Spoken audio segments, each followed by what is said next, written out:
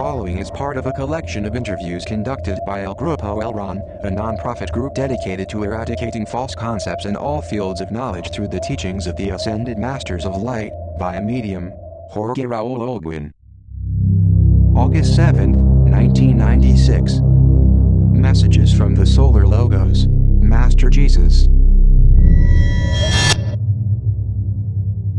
I only came to tell you a small history. When I was embodied in Galilee and gathering people for the group didn't have a name.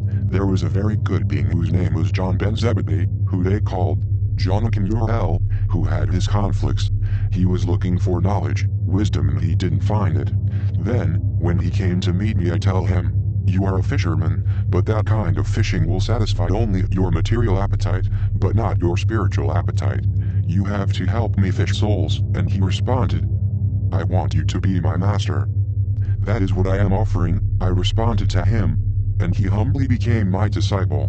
With all the humbleness that he had, I ended up loving him. Meanwhile, I met another person who wanted to be part of the disciples you call apostles. He was called in that incarnation Joseph Ben Samuel, and he was a person with great knowledge, but he was hindering to the group. He hindered to the group in such a big way that he always had doubt. In what way? Saying that he was sent by higher spiritual entities, and saying that by doubting was the only way in which the group could grow. The result was that he hindered me the pace very much, at that point that one day we had to go to Capernaum, and we didn't know if we were going to arrive to Jericho, where we had to preach, and even with my higher spiritual level I was confused. Not even John could tell me what we had to do, because he was as confused as me. For example, Joseph Ben Samuel, said, "It's not worth going to Jericho because we will find this obstacle, nor to Capernaum because of that obstacle." And he was always blocking us with different intrigues, and he spoke with the apostles saying that the teaching I was giving to them was not correct, and he confused them, like Judas who was awaiting a material kingdom. What happened in that time? I followed the tremendous obstacle that this person put, but he always justified it on behalf of love, saying, "Master, I humbly tell you, this is not the correct way, because it has to be made in that way." He didn't worship me, and I wouldn't allow it either. I was not worshipped as I am worshipped nowadays. I was one of them. They sometimes made banters on me. Sometimes the apostles were disrespectful to me, with different jeers. It wasn't so simple. It was not like it is written in the scriptures, where everything was in my favor.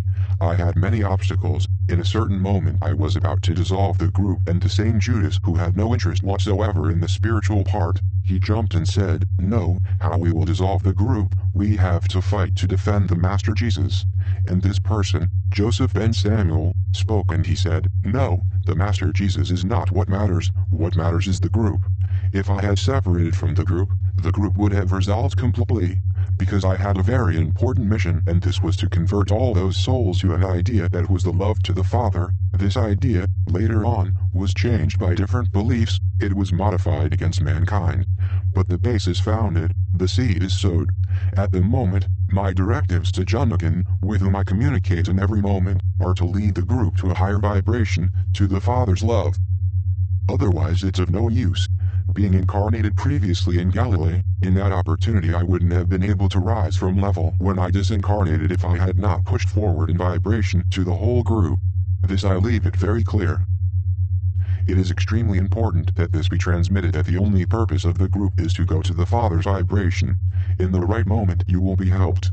When previously it was said, "We cannot intervene directly, everyone will triumph by their own effort," it is partially certain, because you are never left aside. The effort will be rewarded. I repeat that you are never left aside. That is simply said so that you can react, because you are incarnated, like those children, that it is necessary to give them claps, affectionately speaking. Never doubt of my love. When somehow I make a reprimand, when somehow I correct some circumstance, I never get angry. Love doesn't get angry, love corrects, but for your own good. This is the message that I want to be transcribed. With all my blessings, with all my love, I greet you until the next session.